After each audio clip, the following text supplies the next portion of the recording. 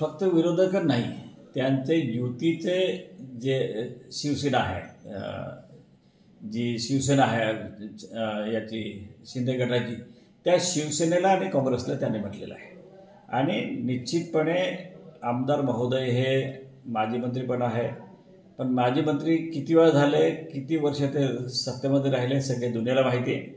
आणि त्यांनी 2004 ते 2009च्या कालावधीत जे काही आदिवासी खात्यामध्ये असताना जो भ्रष्टाचार केलेला आहे, अजूनही प्रत्येक आश्रमशाळेमध्ये विदर्भात जा, कुठेही जा, तिथे साहित्य सडत पडलेलं आहे. आणि त्याच्यावर गायकवाड कमिटी नेमली गेली, त्यांची केस हायकोर्टात आहे आणि त्यांच्यावर ठपका ठेवला गेला आहे. तो 6,000 कोटीचा ठपका ठेवला गेला आहे.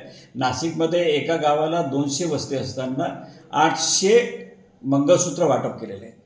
हे सगळं दूरवर आलेलं आहे, मीडियाकडे आलेलं आहे. आणि हा माणूस भ्रष्टाचार केल्याशिवाय जगूच शकत नाही. आणि भ्रष्टाचार करण्याची त्यांची जी पद्धत आहे, 3 खिडक्या जिल्हा परिषदला काय नाव ठेवलं होतं, त्यामुळेच ते खासदार पडल्या. आणि अजूनही त्यांचा तो प्रकार आहे की जिल्हा परिषदला परत सत्ता यावी आणि म्हणून ते भाषणं करत फिरतायत.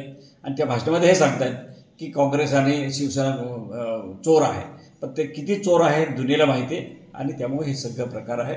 आणि अजूनही त्यांनी आता ज्या गायी वाटल्या त्या जर तपास केला तर करोडो रुपयाचा भ्रष्टाचार, त्या गायी जिवंत आहे की नाही, दूध किती देत आहेत, काय आहे, हे सगळे प्रकार पाहावे लागतील. यांना परत केसमध्ये टाकावं लागेल, कारण हे फार मस्ती करून चालणार नाही. यांची मस्ती उतरावी लागेल. लोकांना गायी वाटल्या, म्हशी वाटल्या, काय भ्रष्टाचार करतील, ह्यांच्यासारखा भ्रष्टाचारी माणूस या देशात आदिवासीपैकी पहिला आहे, हे स्पष्ट आहे. ओके.